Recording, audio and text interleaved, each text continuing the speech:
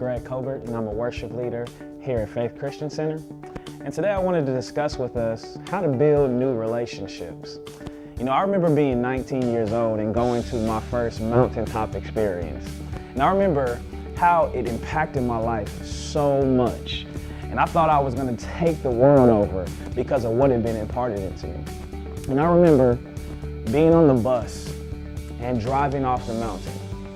And I said to myself, the current relationships that I have in my life aren't going to complement the places and the things that I believe that God was dealing with me on. And so I knew if it was that I wanted to go to the next level when it came to my relationship with God, that I was going to have to evaluate some of my relationships, because my current relationships didn't line up and complement the vision that I believe God was putting in my heart. And so when it was that I got back down off the mountain, I had to do some assessing. I had to look at my current relationships and begin to align my relationships with the vision of my life. See, I believe we forfeit progress because of proximity many times.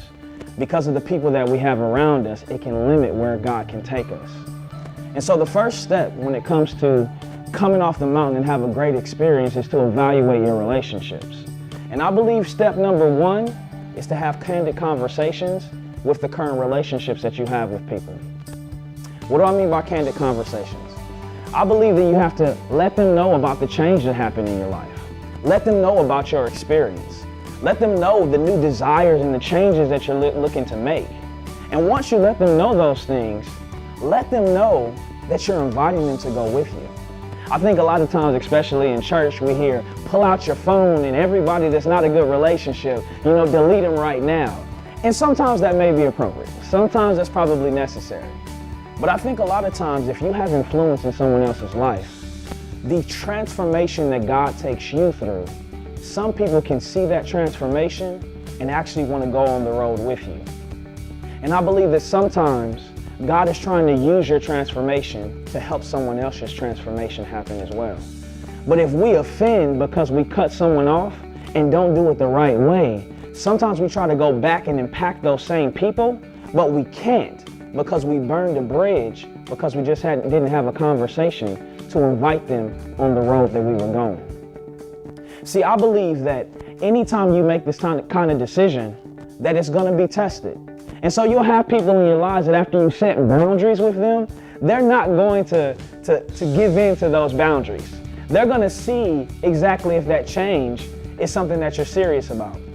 I remember getting back on Monday from that same camp, and I had the conversation with my best friend about the changes I was making and things that I wasn't going to do anymore. And that same Friday, he called me with an invitation to do the things that we used to do.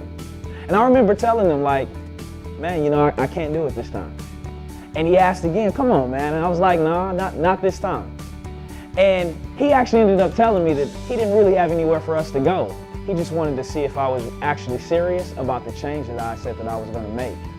And you have to believe that once you make this decision, that God is going to give you the strength to be able to say no to things that you have said yes to for your whole life. Now, once you make those hard decisions and have those candid conversations, I want you to grab hold of Matthew chapter 19. Because Jesus says whatever you walk away from, that he's not only going to give you a reward for it, but he's actually going to bless you with more than what you had to walk away from. And so as you go through this process, understand that as you are creating the space that other people have occupied in a past season, that God now is going to send people into your life to occupy that space so that you don't have to do life alone. Now, let me give you a couple of how-tos when it comes to building new relationships now that you've evaluated those old relationships. The first thing that you need to do, first step, is you need to make sure to pray. Now, I know that sounds extremely simple, but sometimes I think we can underestimate the power of prayer. What I did was I asked God in my prayer time, Lord, send the right people to me and send me to the right people. And because I knew that God said that we could pray that he wouldn't lead us into temptation, that he also could lead us to the right places. So I prayed and I asked God for those type of relationships, because I believe sometimes the right relationships can be in front of us, but because we haven't prayed and we're not sensitive to God's Spirit, that sometimes we can't recognize when it's right in front of us.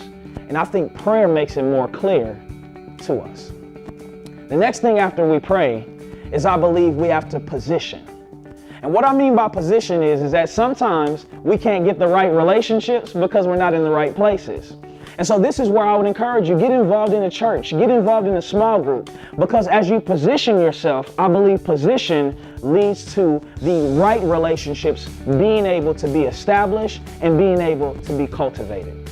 So after you've prayed, after you've positioned yourself, what's the next thing that you need to do? You need to participate. It's not just good enough just to come to church. Come in, come out, and have an interaction. Once you get in the right place, you now have to have some participation. You have to have some conversations. You have to get involved. That may mean being a volunteer for the first time at a church. Maybe in your small group, you're one of the quiet people. Start now sharing, because as you participate, you'll find that participation leads to communication. Now, next thing that you need to do is pay attention. See, the Bible not only says that we need to pray, but it also says that we need to watch. And so when we're watching, sometimes if we're just paying attention, we'll see the commonalities that we'll have with another individual. And once we see those commonalities, we'll be able to begin to see the relationships that God is trying to establish in our lives. But if we're not paying attention to the cues that we're getting, then we will miss and forfeit a relationship just because we didn't pay attention to God drawing our hearts to another person. After we pay attention, what we have to do is we have to protect. And what I mean by protect is we have to protect our hearts, because sometimes relationships, they won't actually evolve at the pace that we expect them to, and sometimes that leads to rejection. I remember being younger and wanting to connect with certain people, but for some reason, we just didn't connect. It just didn't work out. Maybe that person was too busy. Maybe they had other obligations, or maybe they just didn't see the relationship as something that needed to be pursued in this season. And I remember the feeling of feeling rejected, and I actually went into this time where I was a loner. I kind of stayed by myself because I thought to myself, it's better just to be alone than have to deal with the rejection of other people. I was always accepted by other people, but the people it seems like I was trying to make new connections with, it seemed like they already had connections. And so that brings me to the last point, is that you have to persevere. You just have to keep going with it, because a lot of times we will stop something because it doesn't evolve in the way that we want it to, and we forfeit seeing God doing an amazing thing because we don't have the patience to just persevere through the process. I believe that I went through a process, and that process, I'm so glad that I didn't turn around, walk away, and stay a loner, because for me, the things that I've been able to experience have been a lot because of the relationships that I've built. And I would not have been able to experience those things had I stayed in seclusion and stayed by myself.